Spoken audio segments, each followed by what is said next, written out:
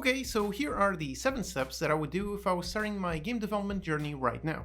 If you follow this list, then by the end you will have become a game developer. How much time you can put in is also up to you.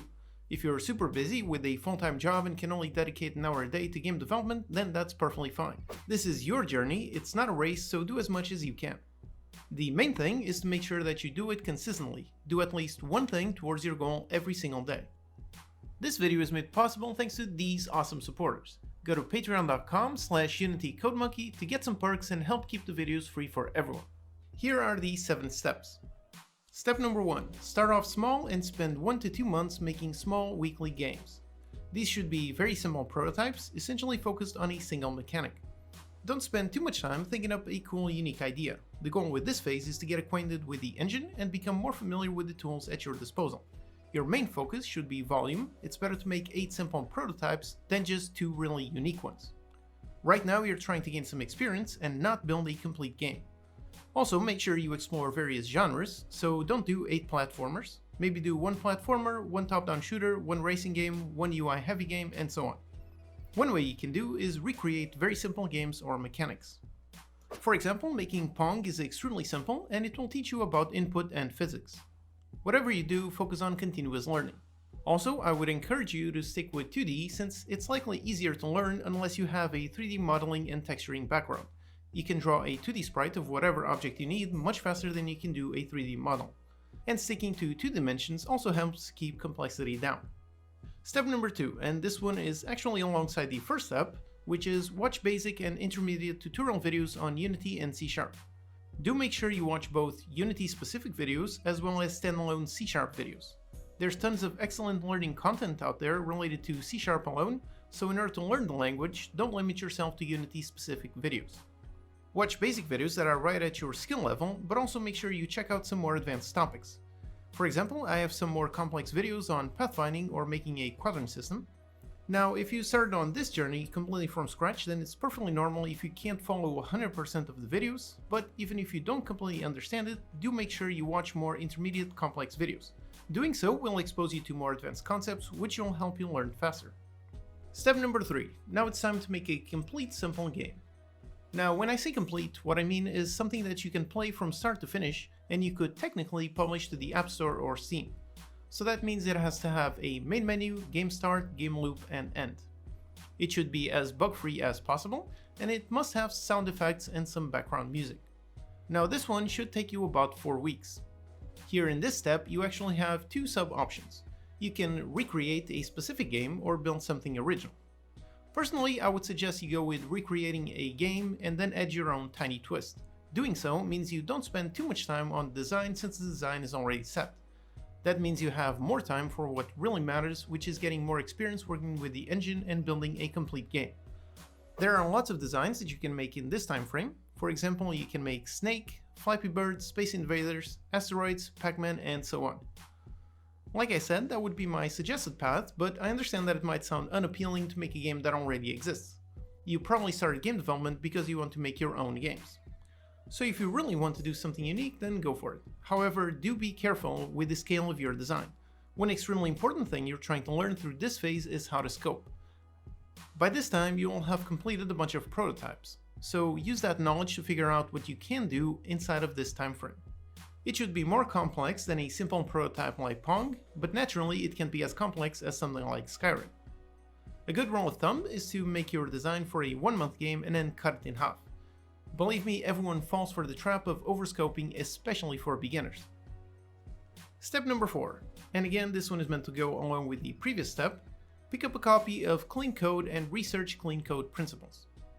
This step alone will improve your skills as a programmer tenfold. Writing clean code helps your code be more organized, more performant, and easier to adapt and reuse. If you've been following this channel for a while, then you've certainly heard me talk about it quite a lot. I mention it a lot because it is really that important. If you write sloppy code, it may work at first, but as your projects get more and more complex, it will become more and more of a mess. For example, my latest game, Battleground Tycoon, is in total 90,000 lines of code long. There's no way I could have built that game without constantly thinking how to structure everything. So pick up the book, read it, apply it, watch a bunch of videos on YouTube, and always keep clean code concepts in the back of your mind. Step number 5, and this is where things get really interesting, make a 3-month game and publish it to Steam or the App Store. This should be a proper, albeit a tiny game. By now you should be better at analyzing the scope of a certain game idea, but again, come up with your scope and cut it in half. 3 months is enough time to make something small and really nice, but not enough to do something huge.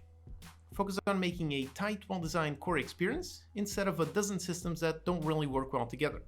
Your design should be unique, but not too unique. It should stand out whilst also being familiar. Also take this time to analyze your own strengths and weaknesses. So if your strength is art, then maybe do something like a gorgeous puzzle platformer or a narrative-focused game. On the other hand, if your strength is programming, then go for a more systems-based game like a mini tycoon or a strategy game. A large part of this step is submitting your game to the Steam or App Store. This should be your introduction to getting your game available for players. So go through the whole process of adding it and learning how the platform works. Once it's out, interact with players and get feedback so you can always keep improving. This is also going to be your first exposure to marketing. Read up on the basics and apply them as much as you can within the available timeframe. Also in the end, you should not worry about results. This project is still firmly in the learning category. It is meant to give you knowledge and experience and will likely not achieve financial success. I've made some videos on what to do before and after launching your game, so this is a great time to check those out and apply what you can. Step number 6, read code complete. Again, follow this step alongside the previous one. Or maybe finish that project and then dedicate 1 month entirely to studying this book and applying it to various prototypes. Once again, clean code is very important, and the more complex your project, the more important it becomes. The previous book, Clean Code, is a bit more condensed than this one, so that's why I suggested that one first. This one is the real deal. It's 900 pages long, and once you read it, you will become a better programmer than most, guaranteed. Make sure you read, study, and apply everything that you'll learn. This step is really important and a must if you want to succeed in the next step as a game developer. Step number 7. Now you're ready for the big one. Make and publish a proper, complete 6-month game. By following all the previous steps, you've made several small prototypes which helped you get comfortable with the engine and the language. You've made 2 complete games, so you know all the various elements that make up a complete game, like a main menu, options, music, sound effects, and making it bug-free. You've uploaded the game to the Steam or the App Store, so you're familiar with that process and what those players expect from a complete game. And you've studied up on clean code principles, which makes you ready to tackle a more complex, more challenging project. So the goal is a 6-month game. It should be larger than the previous 3-month game, but again, be very careful with scope size. Some people start off with a 6-month project and end up taking years, so be very wary to make sure that doesn't happen. And again, focus on making a tight core experience. Instead of making a 40-hour game with tons of content, focus on making a really well-designed, really well-polished 5-hour experience. Spend some time coming up with a proper design that has potential. Make some tiny prototypes if you have to and experiment with various ideas. Remember that players are very demanding, so come up with something that is simultaneously unique and familiar. You have 6 months, so it's fine if you take 2 to 3 weeks to come up with your base design. Your design should be written somewhere, either on physical paper or a file in your computer. Personally, I prefer to design on paper. It should contain a high-level view of your game and the main pillars with more detail for the main mechanics. However, it should not be an extremely detailed 100-page document. It should be simple enough to provide you with a clear direction, but allow space for iterating as you build it. Once you have your idea set and your design stable, then get started and pay close attention to what you're making. Focus on writing clean code or you will suffer at the later stages of development. This is not a prototype, so don't write tons of hacks just to get your game working. With your design, you should know roughly what you're going to need to implement in the months ahead, so always keep that in mind. For example, if you know your design involves multiple levels, then make sure that when you're writing some sort of level manager class, you write it thinking about expanding it to multiple levels rather than hard-coding a single test level.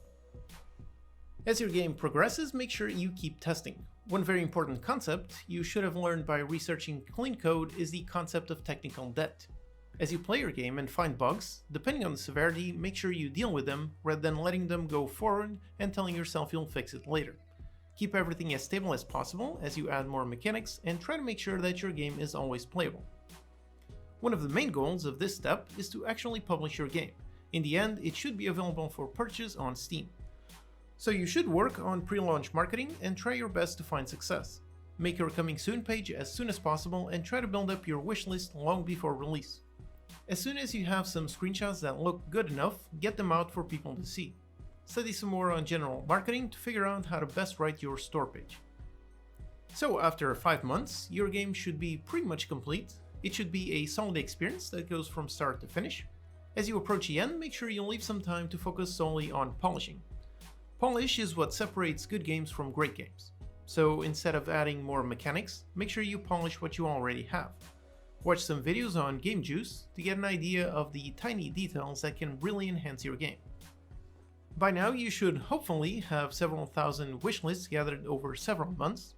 Again, go check out the videos I made on what to do before and after release to ensure your game has the best chances for success. And as the release date comes, then congratulations, your game is now live. You have successfully built a game and published it for the world to play. That is more than most people that do get started on this journey. So be proud of yourself, but at the same time, this is no time to celebrate. Once the game is out, it's critical to make sure everything is working correctly. You don't want to go celebrate and then wake up 12 hours later with a dozen negative reviews due to technical issues. Watch the Steam forums and reviews as closely as possible. Reply and be active interacting with the community, answering questions and responding to bug reports. Also make sure you do some more marketing. So send keys to curators, websites and YouTubers. If you gathered a newsletter of people who follow you, make sure you notify them. Your biggest fans will help you stand out from the other hundreds of games. So by now you have your longest, most complex and most compelling game out there for the world to play. Awesome! Once again, don't obsess over the results.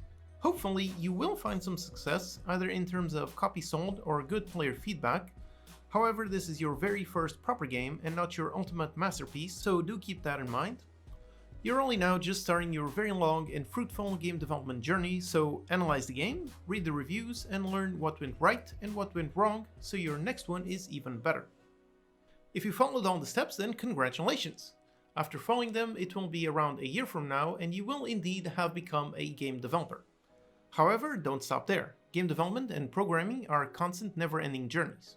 There's always more games to make, more designs to create, more code to write, and more things to learn. So keep at it, keep learning, and keep creating.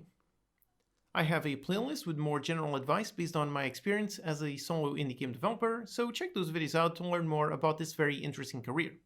I wish you all the best in your game development journey.